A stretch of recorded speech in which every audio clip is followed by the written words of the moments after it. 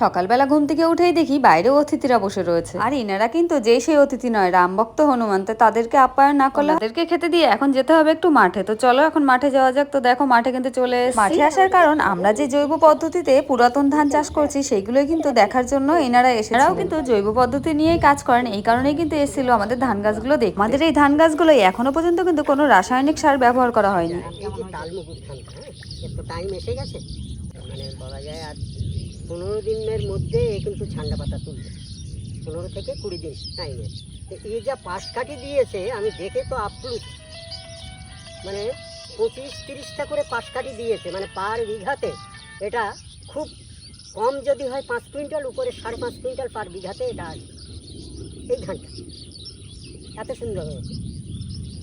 আর এমনি গাছের গ্রোথও সুন্দর, রোগ পোকার কিছু রোগ পোকার না, একদম এর কোনো রোগ পোকার সহনশীল।